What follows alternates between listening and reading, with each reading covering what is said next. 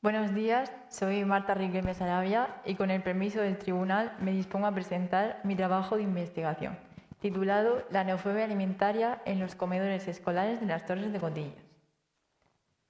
A continuación les muestro el índice que seguiré durante la presentación. Comenzaré con la justificación de la elección de mi trabajo, seguido del marco teórico, los objetivos planteados en la investigación y la metodología utilizada. Después, el análisis de los resultados, las conclusiones obtenidas y, finalmente, una breve bibliografía con las referencias más importantes en mi trabajo. La alimentación es uno de los principales factores exógenos que influyen sobre el crecimiento y el desarrollo del individuo. Tal es su importancia que los problemas de nutrición abarcan desde la muerte por desnutrición de niños de países subdesarrollados hasta el desequilibrio y los trastornos alimenticios de niños del primer mundo. Es de ahí de donde surge la motivación por realizar este trabajo de investigación, ya que qué mejor lugar habría para analizar la alimentación infantil que en un comedor escolar. Por lo que, además, decidí centrarme en un trastorno alimenticio muy poco conocido, la neofobia alimentaria. Dicho término hace referencia al rechazo a probar productos alimenticios nuevos, es decir, a la fobia a la comida desconocida. La neofobia alimentaria puede verse influenciada por diversos factores demográficos, como pueden ser la localización geográfica, el sexo o la edad. De hecho, se trata de un trastorno que alcanza su pico en las edades más tempranas, después disminuye y finalmente vuelve a aumentar durante la vejez. Hoy día no se dispone de ningún tratamiento médico para dicha enfermedad, pero suministrar al niño una dieta equilibrada y repleta de variedad podría mejorar la situación, siempre y cuando los padres y madres no ejerzan presión sobre sus hijos a la hora de comer. Y además, también cabe añadir que el fenómeno contrario a la neofobia alimentaria es la neofilia, que consiste en la apetencia por probar productos alimenticios nuevos. Atendiendo a los objetivos de la investigación, en primer lugar, como objetivo general, se encuentra el de determinar el nivel de neofobia que presentan los niños que asisten a los servicios de comedor escolar de las Torres de Cotillas y, por tanto, establecer su neofobia o neofilia a los alimentos. De aquí deriva la siguiente hipótesis. La mayor parte de los niños que asisten a los comedores escolares no presentan neofobia alimentaria, puesto que llevan una alimentación más variada y equilibrada que aquellos que comen en casa. Y, además, conforme avanza la edad, el nivel de neofobia disminuye, puesto que adquieren conciencia de la importancia de una buena alimentación para poder evitar posibles enfermedades futuras. Por otro lado, los comedores escolares desempeñan un papel fundamental en el desarrollo de la neofobia alimentaria, por lo que es crucial estudiar y analizar diversos aspectos de los mismos. Así que, como objetivos específicos, encontramos conocer la verdadera razón por la cual los padres llevan a sus hijos al comedor escolar, determinar el grado de satisfacción de los padres respecto al servicio de comedor escolar con la alimentación de sus hijos y comprobar si ésta coincide con el del propio alumnado. Y por último, averiguar si en casa se establece un menú acorde con la comida del mediodía. En cuanto a la metodología, el alcance de este proyecto es de naturaleza cuantitativa, puesto que se basa en los resultados obtenidos de 2 cuestionarios anónimos. El diseño de los mismos se realizó mediante Google Forms y ambos constan de una parte inicial destinada a la recopilación de información demográfica, en la que se preguntó por el sexo, edad y situación laboral, entre otros. Y de una segunda parte, en la que un cuestionario se centró en los comedores escolares y otro en la determinación del nivel de neofobia. Para ello, utilicé la escala de neofobia diseñada por Patricia Pliner y Karen Hofden, que consiste en un cuestionario basado en 10 ítems. Así, la puntuación máxima a obtener serían 50 puntos y representaría el máximo nivel de neofobia, mientras que la mínima serían 10 y supondría un carácter neofílico. En este estudio, la unidad de análisis fue la población de las Torres de Cotillas cuyos hijos asisten a los servicios de comedor escolar. De hecho, la difusión de estas encuestas se realizó contactando con los equipos directivos de los 7 centros educativos, que se encargaron de enviar a través de correo electrónico los enlaces con las encuestas en diversas ocasiones a los padres y madres. para realizar su posterior análisis de resultados y representaciones en figuras mediante hojas de cálculo de Google. Y a continuación voy a enunciar los resultados más importantes obtenidos. En primer lugar, en relación a las preguntas sobre la neofobia alimentaria, se contó con una participación bastante equitativa entre el sexo de los alumnos, pertenecientes desde el curso de 3 años hasta sexto de primaria, a excepción del curso de 5 años, del que no se obtuvo ninguna respuesta. Tras analizar sus puntuaciones en la escala de neofobia alimentaria, se obtuvo que el 85,7% de los alumnos presentaban un alto nivel de neofobia y tan solo un 14,3% tenían un carácter neofílico, lo que supone una gran diferencia. Como bien he mencionado anteriormente, la neofobia puede variar según diversos factores demográficos, por lo que se han diferenciado las puntuaciones entre hombres y mujeres, obteniendo un nivel de neofobia en hombres del 90,9% y de mujeres en 80%, demostrando un mayor nivel de neofobia en hombres que en mujeres, con una diferencia de casi 10%. Según el nivel de escolarización, se diferenciaron las puntuaciones de educación infantil y de educación primaria. En educación infantil, todos los alumnos fueron considerados neofóbicos, mientras que en educación primaria la neofilia ascendía a un 18,8%, lo que supone un descenso de la neofobia al aumentar la edad. Y continuando con las respuestas sobre el cuestionario de los comedores escolares, se contó con una participación del 81,8% de mujeres y de un 18,5% de hombres, la mayoría de entre 36 a 45 años.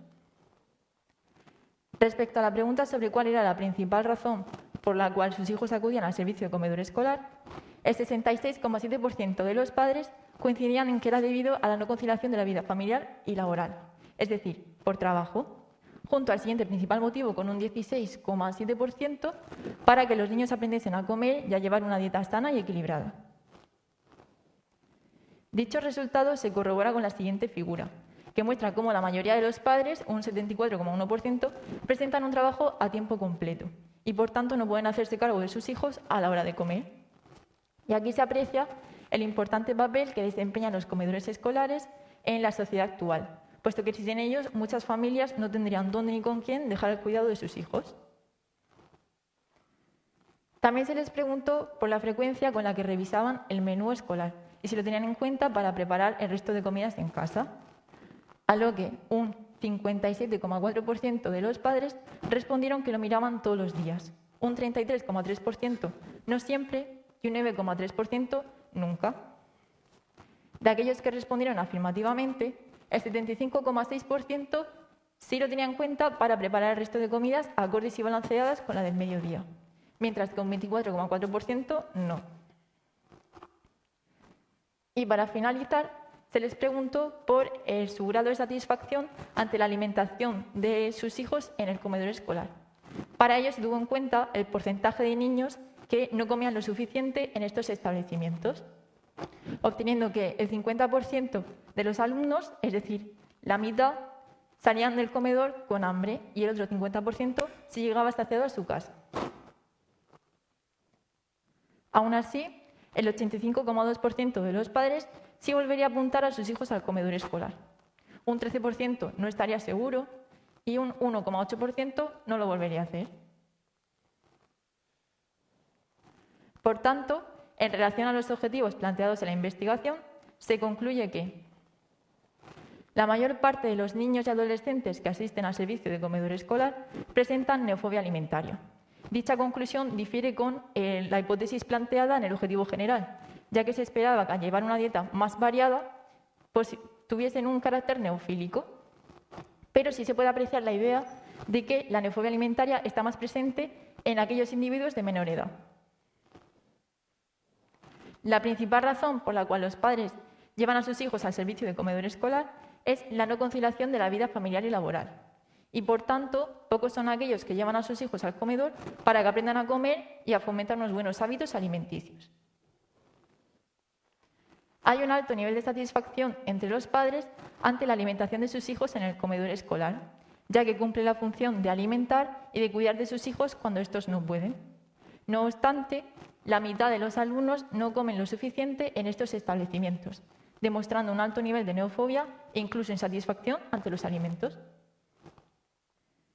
Y por último, la mayor parte de los padres cuyos hijos asisten a los servicios de comedor escolar sí tienen en cuenta la comida que se les suministra en el mediodía para realizar el resto de comidas en casa, demostrando así un gran interés por la alimentación de sus hijos, lo que quiere decir que aunque fomentar unos buenos hábitos alimenticios no sea la principal razón por la cual estos establecimientos son usados, no sea relevante.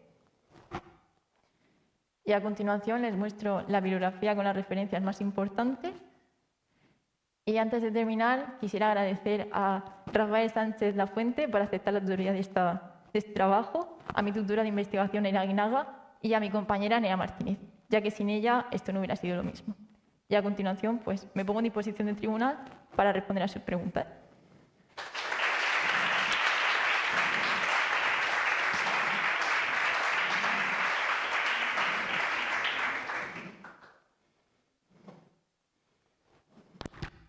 ¿Probando?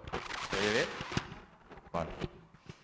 Bueno, Marta, lo primero, enhorabuena en nombre del tribunal por tu trabajo.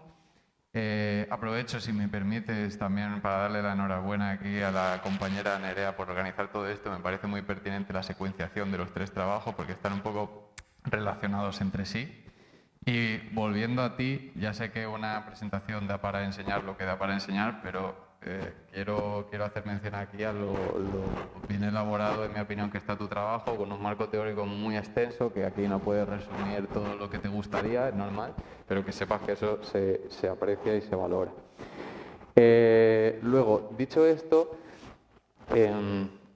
cuando tú has comentado lo de la hipótesis, que hablabas de la neofobia y que esperabas que no hubiese mucha, pero que luego ha resultado ser lo contrario, claro, el problema lo tenemos en que como no tenemos, o supongo que no tenías acceso a bases de datos de donde se dé educación secundaria y haya comedor escolar, quizá habría sido interesante, si hubieses tenido la oportunidad, que ya sé que no la tienes, de valorar qué ocurre en la educación secundaria, ¿no? Si esa neofobia desaparece por completo, ¿no? Como casaría con tu hipótesis, porque claro, es muy diferente valorar en infantil y primaria a valorar en secundaria. Nuestros hábitos alimenticios y demás y nuestras expectativas sobre ellos cambian muchísimo.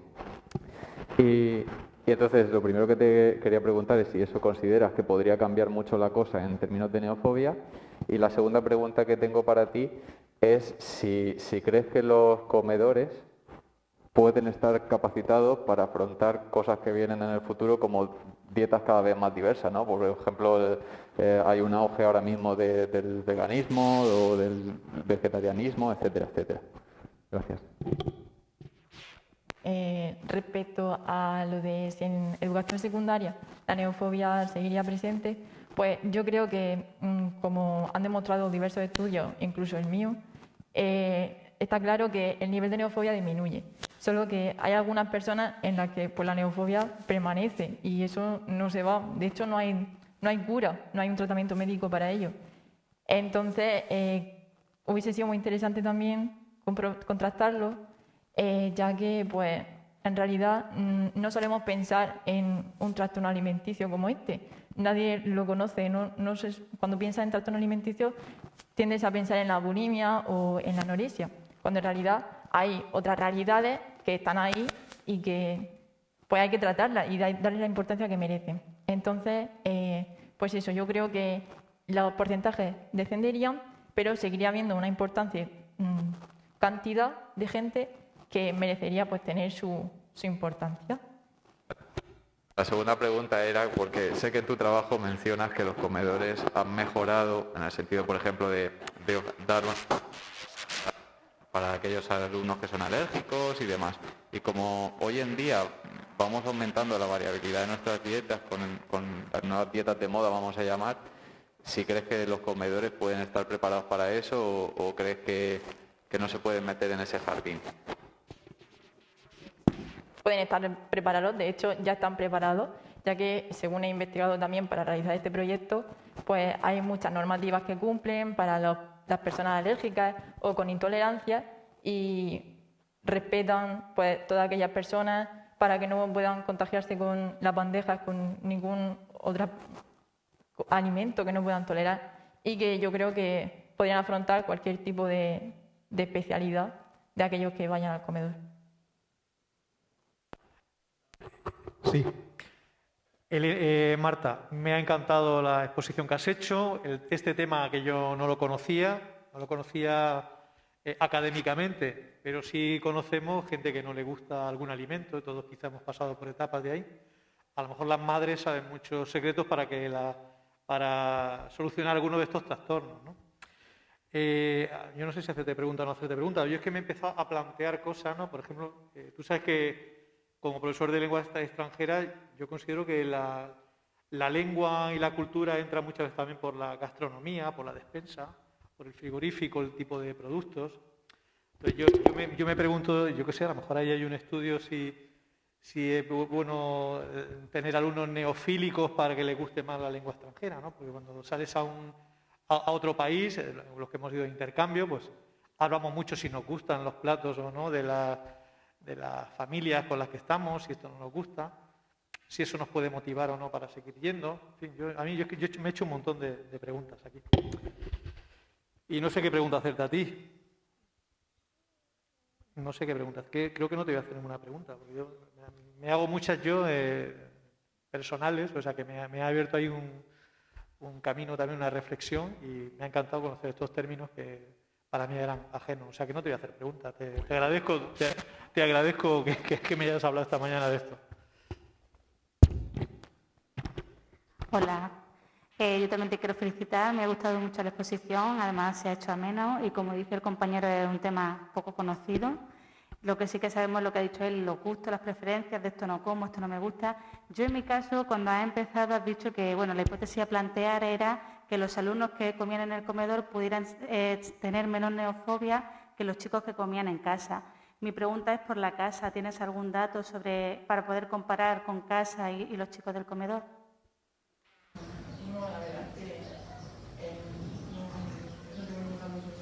Vale, era por simplemente si tenía alguna referencia. Como ha salido que al final en infantil todos eran neofóbicos y luego ya con la primaria iban a menos, digo, por si tenía algún contraste para comparar.